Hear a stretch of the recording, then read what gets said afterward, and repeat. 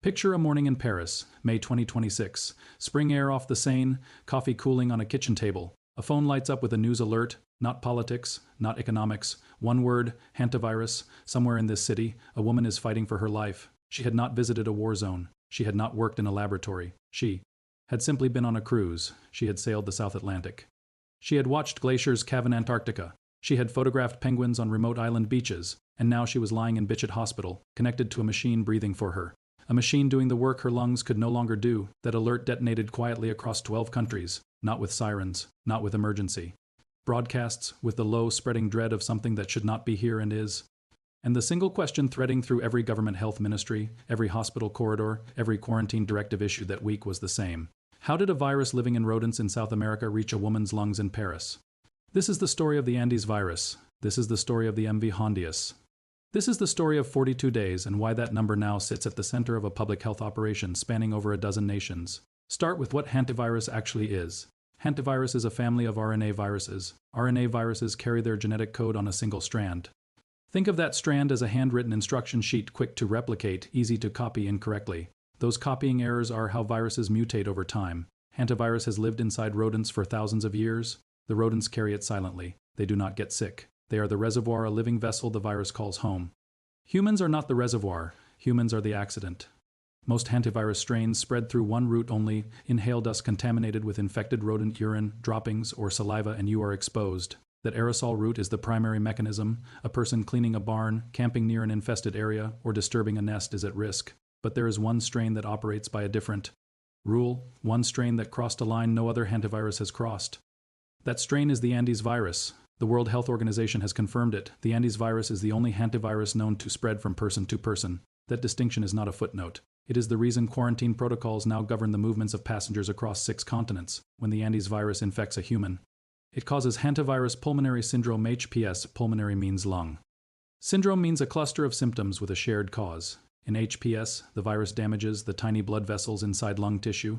Those vessels begin leaking fluid. The lungs fill slowly, breathing shortens. Oxygen delivery to the blood drops, the heart compensates and then struggles. In severe cases, the lungs and heart fail together. In ours, there is no vaccine for hantavirus. There is no antiviral drug proven to stop HPS. Doctors manage what they can and wait. The ship at the center of this outbreak is the MV Hondius. It left Ushuaia, Argentina, on April 1, 2026. It carried 147 people, 86 passengers, and 61 crew from 23 different countries. Its route crossed the South Atlantic and included Antarctica, South Georgia Island, Tristan da Cunha, St. Helena, and Ascension Island. By the time the ship reached the coast of West Africa, people were dying. The World Health Organization confirmed on May 6, 2026 that the responsible pathogen was the Andes virus. The WHO disease outbreak news update of May 12, 2026 reports 11 total cases, 9 confirmed, 2 suspected. 3 people are dead. Before we go further, have you or someone you know ever taken an expedition cruise to a remote destination? Drop your answer in the comments. I genuinely want to know what you think. The French woman now at Bichat Hospital is on ECMO. ECMO stands for extracorporeal membrane oxygenation. Extracorporeal means outside the body. The machine draws blood out, pushes it through an artificial lung, oxygenates it, and returns it to the heart. Dr. Xavier Lescure, an infectious disease specialist at Bichat Hospital in Paris, described ECMO as the final stage of supportive care. The body is no longer managing on its own. The machine is managing for it, and France, along with 12 other countries, is now counting 42 days, because that is exactly how long the Andes virus can incubate silently inside a human body before the first symptom appears.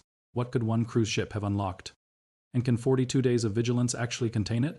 To understand why 42 days command such gravity, go back further, not to 2026, not to Argentina. Go back to a river in South Korea. The Hantan River runs through the Korean peninsula. During the Korean War, between 1951 and 1953, more than 3,000 United Nations troops developed a mysterious and brutal illness. Fever, hemorrhaging, kidney failure. Military physicians had no name for it. They had no framework. They watched men deteriorate from something that defied classification. It was not until 1978 that scientists isolated the cause of virus carried by the striped field mouse native to the region. The virus was named after the river where the connection was finally made. The world called it hantavirus. That discovery expanded the map of known infectious disease, but it came with an incomplete picture. The scientific community understood that hantavirus was rodent-borne. It caused what was called hemorrhagic fever with renal syndrome, kidney failure with internal bleeding. It was filed under known regional threats. Dangerous? Yes. Globally manageable? Seemingly yes. That confidence held for 15 years. Then came May 1993, in the Four Corners region of the United States where Arizona, Colorado, New Mexico, and Utah share a single border point. A 19-year-old marathon runner died 3 days after hospital admission. His symptoms were fever, muscle pain, and sudden respiratory collapse. His had died of an identical illness days before. Within hours of investigators arriving, 5 more unexplained deaths surfaced. All of the victims were young, all were otherwise healthy, all died from their lungs shutting down. The Centers for Disease Control and Prevention was called in immediately. The CDC, in coordination with the Indian Health Service, the Navajo Nation, and multiple state health departments, launched one of the most intensive outbreak investigations in American public health history. Scientists strapped more than 1,700 rodents across the affected region. They found the virus in the western deer mouse. And they found something that rewrote the textbooks. This hantavirus did not attack the kidneys, it attacked the lungs. It caused pulmonary syndrome, rapid flooding of lung tissue, not renal hemorrhage. It was faster than its Asian and European cousins. It was deadlier. Of the 33 confirmed cases in Four Corners states that year, 17 people died, a case fatality rate of 52%. The CDC eventually named the virus sin nombre, a Spanish phrase meaning no name because no one had known to name it before. 2 lessons came from Four Corners 1993. First, hantavirus was not confined to Asia and Europe. It was native to the Americas. Second, New World strains were biologically different, targeting a different organ, moving faster, killing at higher rates than the strains that had been studied for decades. If you want to stay ahead of stories like this one, the kind that matter before they reach the headlines, this channel covers them the moment they develop. Subscribing means you will not miss what comes next. No pressure, just an open invitation. 3 years after Four Corners, in 1996, a cluster of hantavirus cases emerged. In the Andean region of Argentina, scientists observed something that had never been formally documented before. The virus was moving between people, not through rodent droppings, not through contaminated outdoor air, through direct, close, prolonged contact between humans, partners, household members, people in shared, confined spaces. The Andes virus named for that cluster became the first and only confirmed instance of person-to-person hantavirus transmission. That 1996 finding should have permanently changed global investment in hantavirus surveillance.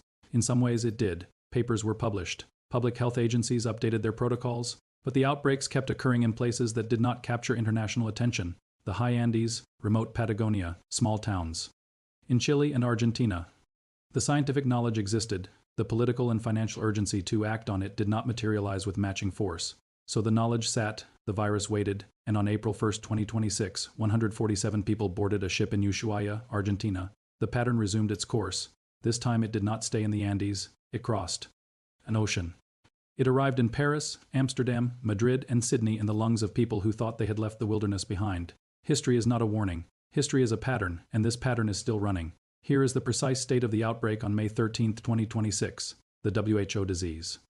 Outbreak news update of May 12 reports 11 cases linked to the MV Hondius, 9 confirmed by laboratory testing.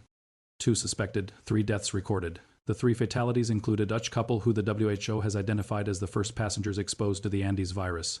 Argentina's health officials have confirmed the couple spent months traveling the country before boarding the ship.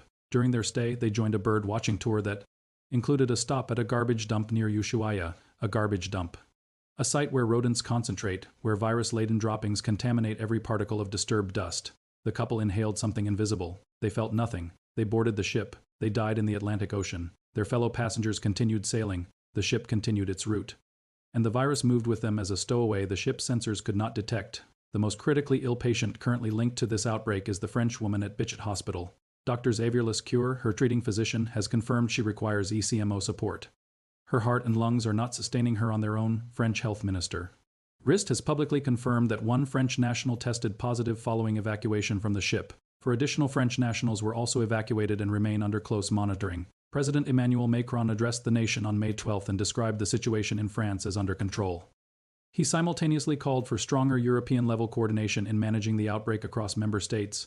Both statements are true, and neither one tells the complete story. The WHO's 42-day quarantine guidance applies to every passenger and crew member, all 147 people on that ship, starting from the day each person departed the vessel.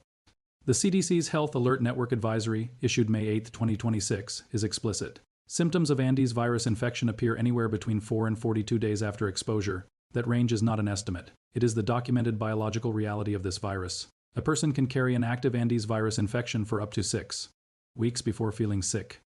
For up to 6 weeks, they appear and feel completely healthy. For up to 6 weeks, they cannot know with certainty whether the Dutch couple's illness passed to them in the ship's dining room, in a shared corridor, or in the confined air of a tender boat. Everything you are hearing is based on verified data from the World Health Organization Disease Outbreak News, the CDC Health Alert Network Advisory published May 8, 2026, and direct clinical statements from Dr. Xavier Lescure at Bichat Hospital and Radboud University Medical Center in the Netherlands. This video is made for awareness and education. It is not a prediction that disaster will occur. Science deals in probabilities, not certainties. Our job here is to understand what the evidence actually says, and the evidence says this. At Radboud University Medical Center in the Netherlands, 12 hospital employees are now in quarantine. A passenger from the MV Hondius was being treated at that facility during that treatment. Proper infection prevention protocols were not followed. Hospital staff were exposed to the patient's bodily fluids without adequate protective measures. Radboud University Medical Center confirmed the breach in a public statement on May 12th. The assessed risk of infection is described as low, but 12 healthcare workers are now removed from service. They are waiting, and they are counting days. Now trace what the Andes virus does to a human body from the first moment it enters. The early phase begins identically to a common viral illness. Fever arrives first. Fatigue, muscle aches concentrated in the thighs, hips, back, and shoulders. Headache. Sometimes nausea. These symptoms typically emerge between 4 and 8 days after exposure. They are indistinguishable from influenza. They are indistinguishable from dozens of other common infections. A doctor who is not specifically watching for hantavirus will not test for it. A hospital that does not stock the diagnostic reagents cannot confirm it. The CDC advisory explicitly flags this. Most standard clinical laboratories worldwide do not routinely test for hantavirus. Delay between symptom onset and accurate diagnosis is measured in days. In Andes virus infection, those days determine survival. Then the second phase arrives. It can arrive within hours of the fever. The virus has been attacking the capillary walls inside the lung tissue. Those walls begin to fail. Fluid floods the space where air should be. Breathing shortens sharply. Blood pressure drops. The heart works harder to compensate. Oxygen delivered to the rest of the body falls. Once a patient reaches this stage of cardiopulmonary compromise, the treatment options contract dramatically. Mechanical ventilation supports the lungs. ECMO supports both heart and lungs together, but neither defeats the virus. Both simply sustain the body while the immune system fights something it was never designed to encounter. The CDC documents a case fatality rate for Andes virus HPS ranging from 30–35% in cases receiving intensive care. That number assumes the diagnosis is made in time. It assumes an intensive care bed is available. It assumes ECMO is on hand across the 23 countries represented on that ship. Those assumptions do not hold equally. Each confirmed case now triggers international contact tracing. Every person who shared confined air with an infected passenger must be located and monitored for 42 days. From France to the Netherlands to Spain to Australia, health ministries are coordinating across time zones and languages to track 147 people who have now scattered back to their ordinary lives. Some are in countries with advanced surveillance infrastructure, some are not, and for every person being monitored, every day counts.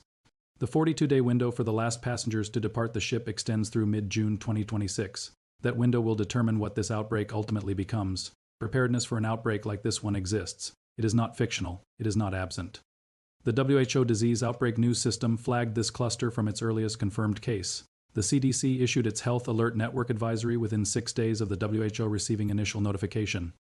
The European Centre for Disease Prevention and Control, the ECDC, published a full risk assessment for EU member states. National health agencies in France, the Netherlands, Australia, Spain, Argentina, and the United States all activated monitoring protocols for repatriated passengers. The speed of that multi-agency response is genuinely notable, and it has real limits. The WHO's quarantine recommendation is guidance only. Director General Tedros Adhanom Ghebreyesus said this directly on May 12th. The WHO cannot enforce its own directives. Sovereign nations decide independently how to apply them. Some are requiring facility-based quarantine for identified passengers. Some are permitting home isolation with daily health check-ins. Some are relying on self-reported symptoms from individuals who may not recognize what early Andes virus infection looks like. No two approaches are identical, and the virus does not respect the administrative variations between them. No licensed vaccine exists for any hantavirus strain, including the Andes virus. This is not a gap that emerged overnight. Hantavirus was first identified as a human pathogen in 1978. It has caused documented deaths in both hemispheres for over 5 decades. Research into hantavirus vaccine candidates has progressed. The results are encouraging at early clinical stages, but no product has reached regulatory approval. In 2026, a person who contracts the Andes virus receives the same treatment that was available in 1993. Supportive care, no targeted drug, no vaccine protection. The machine does the breathing. What can an ordinary person take from all of this? If you traveled on the MV Hondius, follow the 42-day quarantine completely. Not 35 days, not until you feel certain you are fine. The full 42, that window was not chosen arbitrarily, every single day of it reflects the documented biology of this virus. If you had no connection to the ship or any confirmed case, your personal risk is described by the WHO, the CDC, and independent infectious disease specialists as extremely low. The Andes virus requires close, sustained, direct contact to transmit between people. It does not float across a room. It does not linger on surfaces. France is not in a national lockdown. No government has declared population-wide restrictions. The 42-day quarantine applies to identified individuals, not to the general public. Use primary sources. The WHO disease outbreak news updates are public and free. The CDC's Andes virus situation summary page updates regularly. These are scientists publishing surveillance data in real time, not press offices managing a narrative. The distance between what those sources actually say and what social media amplifies right now is very wide. The larger truth this outbreak makes visible is not new. It simply demands attention again. The natural world and the modern world do not operate as separate systems. They never did. The Andes virus did not begin on a cruise ship in the South Atlantic. It began in a rodent at a garbage dump in southern Argentina. It moved because humans and rodents shared a space they were not meant to share. It spread because the ship carried people to 23 different countries. It reached Paris because Paris is connected to Ushuaia. The world is that connected now. Every pathogen that finds a human host in a remote location exists one incubation period away from a capital city. We built the infrastructure that makes that possible. We benefit from it daily, and we carry its consequences with us on every journey we take. Here is the question I will leave you with. If you were one of those 147 passengers right now sitting in a quarantine facility, counting days, not knowing whether you were infected, what would you want your government to have done differently? And when? Not the official answer. Your real answer, write it in the comments. I want to read every single one. This is natural disaster. We cover what the earth, the sky, and the science are telling us before the rest of the world catches up.